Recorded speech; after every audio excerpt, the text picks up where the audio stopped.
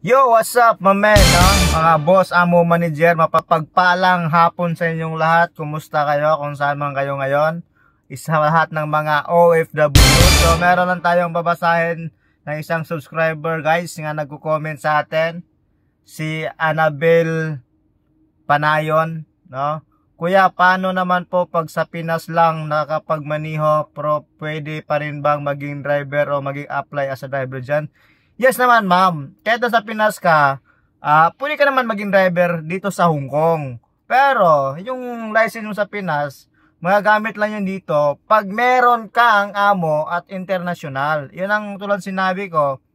Kasi dito sa Hong Kong, pag mag-apply ka dito, talagang balik ka sa start, no? Mag-written exam ka, mag-driving test ka, ganun yung proseso. Pero, dapat meron kang amo, employer, no? Kasi hindi ka naman pwedeng pumunta dito para mag-apply lang ng driving. Hindi pwede yon.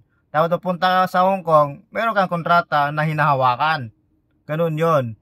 Bawal dito nga pumunta ka lang, magtutourist ka lang, tapos pagdating dito, mag-apply ka ng driving. Hindi pwede yun, ma'am. No? Hindi pwede yun, ma'am. Dapat pumunta ka sa Hong Kong, mag-apply ka, mag-training ka dyan sa agency.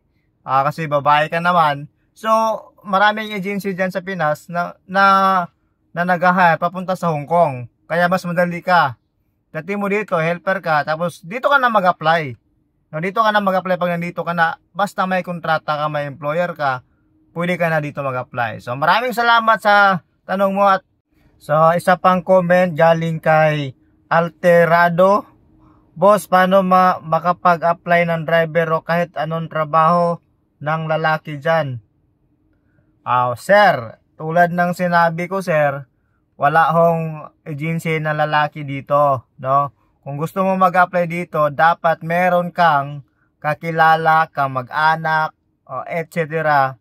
Basta kaibigan, basta tutulong sa'yo, nga makahanap ng amo at magpiperma sa'yo, no? Kahit anong trabaho, kasi pag umpisa ka talaga pumunta ng Hong Kong, wala naman direct driver ka na no? So pagdating mo dito, mag-aral ka muna, ganon. Pero yung trabaho mo, siyempre, lahat na. Gardener, sa loob ng bahay, magluto, maglinis, aso, lahat ng trabaho nandito. No? Kaya kung baguhan ka, hindi ka pwedeng mamili ng trabaho.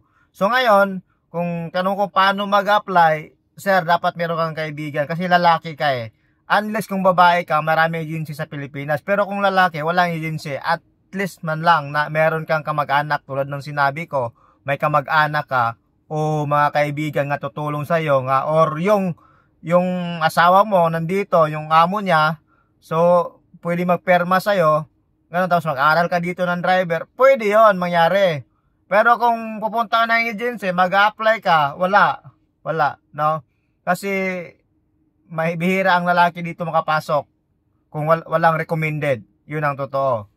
So, kay isa pang babasahin natin. Ito si Norman De Leon, no? Paano nga mag-apply? Sinabi ko na, Norman, sinabi ko na sa iyo. Itong mga magkano rent mo itong mga sahod, tsaka na lang to, pag-usapan natin. So, hanggang dito lang muna, no? Maraming salamat guys sa panonood. Like, comment, and subscribe. Hanggang sa muli, kung meron pa kayong katanungan, message lang kayo, pwede natin yung sagutin. Dito lang yan, sa Joel Perez Vlogs.